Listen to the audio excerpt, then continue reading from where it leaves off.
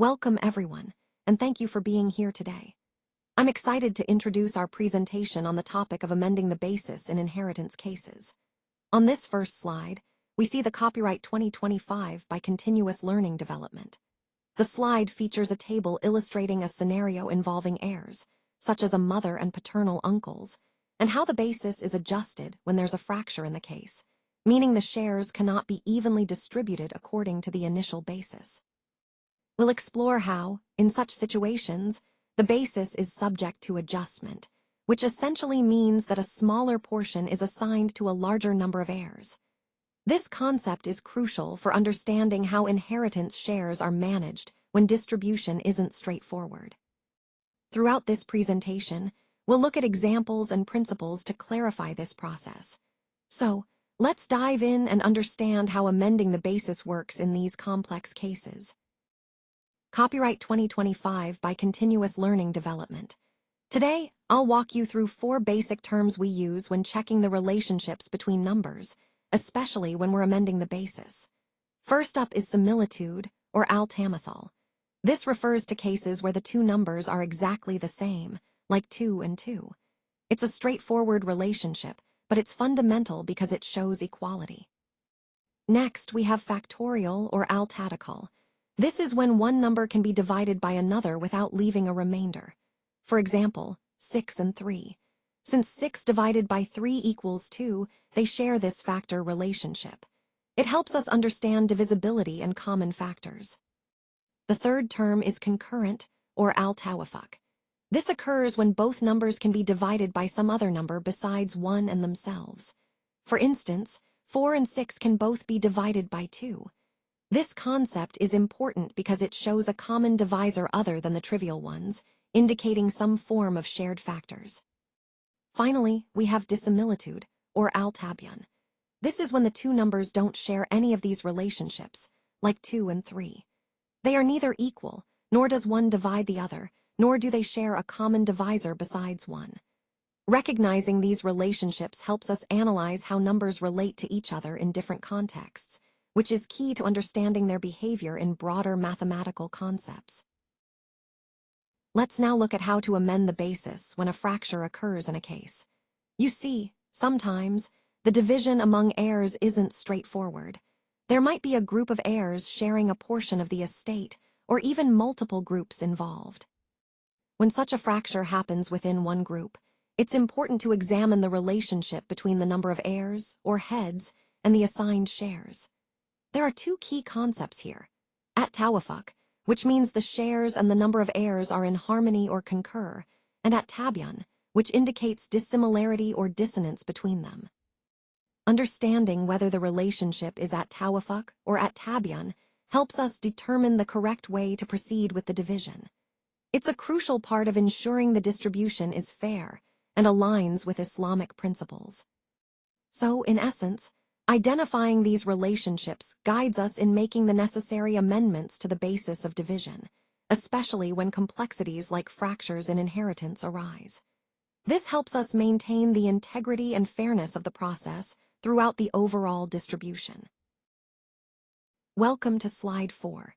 Here, we see an example that illustrates the concept of altabion, which is fundamental in understanding relationships within genealogical or relational structures. On the table, we have some numbers representing different family members: the mother, paternal uncles, and others. The key point is that when the relationship between 2 numbers is altabion, we apply a specific calculation. We multiply the number of heads, think of them as units or individuals, by the original basis, and the result gives us a new basis. This process helps us understand how relationships expand or change when we consider different familial connections. To clarify, if we take the number associated with the mother and relate it to her paternal uncles, and if this relation is altabion, then the calculation involves multiplying the heads by the initial basis. This multiplication gives us a new, derived basis that reflects the expanded relationship network. This concept is essential because it shows how relationships are quantitatively connected and how we can systematically adjust our basis to reflect more complex familial structures. Keep in mind, This example is a simplified illustration, but it captures the core idea of how relational relationships can be analyzed mathematically within our broader study. Let's take a closer look at this slide. Here, we're exploring the concept of relationship ratios, which are often represented in tables like this one. On the left, we see the numbers 3 and 9, and on the right, there's a sequence showing relationships between family members, like mother and paternal uncles. The key idea here is the concept of al-tawafuk, which refers to the matching or compatibility of relationships. When the relationship between two numbers is al-tawafuk, we can perform a specific calculation. We take the intermediary number, say, the number in the middle, and multiply it by the original basis, which is one of the numbers we're comparing. The result of this multiplication then becomes the new basis for further calculations. For example, in this table, if we look at the relationship between the number 3 and 9, since they are al-tawafuk, we multiply the intermediary number, which is 3, by the original basis, which might be 3 again, resulting in a new basis, which in this case would be 9.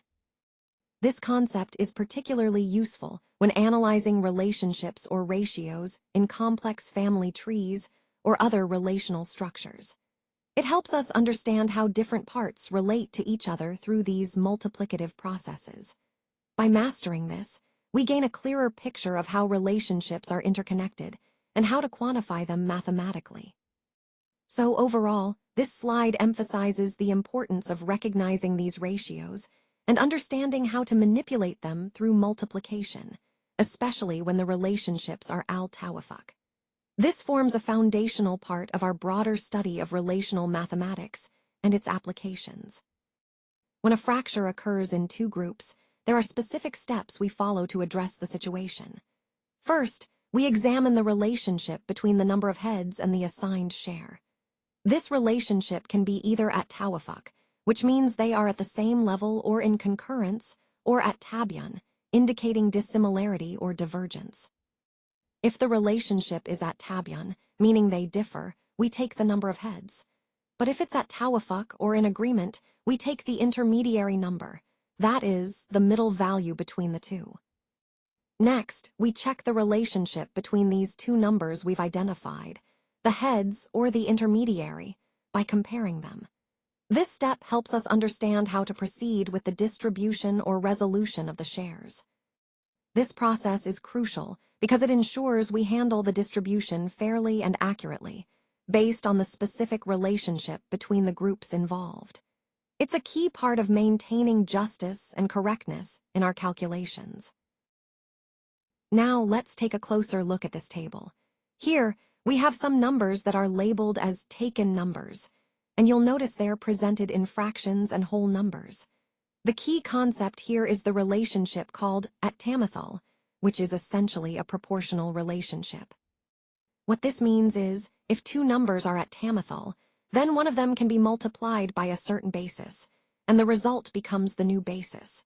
For example, in this table, you see the numbers 6, 30, and the ratios like 1/6, 1/3, and so on.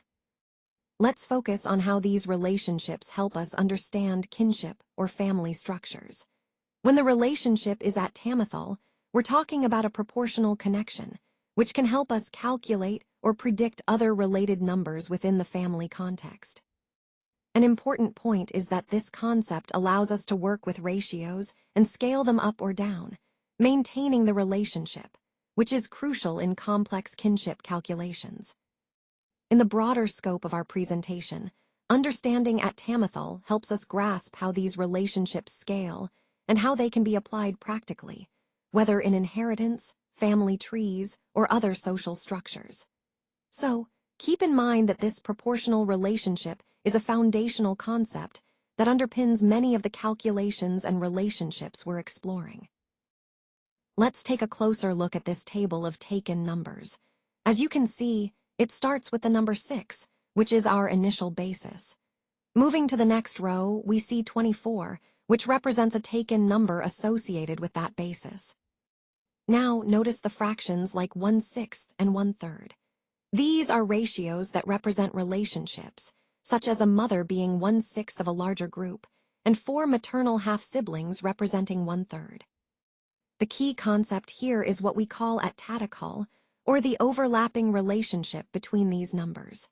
When the larger number is involved, we multiply it by the original basis. This multiplication gives us a new basis, which helps us understand the relationships more precisely. For example, if we take the number 4 maternal half-siblings and compare it to the initial basis, we multiply the larger number by the initial basis to find a new point of reference. This process allows us to analyze complex family relationships and their ratios systematically. It's a powerful way to visualize how different family members relate to each other through these taken numbers and ratios, all within the framework of attactical. So the most important idea here is that when relationships overlap, we multiply the larger number by the original basis to update our reference point, helping us better understand these familial ratios in a clear, structured way. Let's take a closer look at this slide. Here, we see some numbers and a table that represent what we call taken numbers. The key concept to focus on is the relationship between these numbers, which is described as altabion. What does that mean? Essentially, if two numbers are related through altabion, we can perform a specific operation. Multiply one of the numbers by the other, then multiply that result by the original basis, and this gives us a new basis. This might sound a bit abstract, but the example provided helps clarify the process. For instance, if we take 8 and 20 and follow this multiplication pattern, we end up with a new basis that helps us understand how these relationships evolve.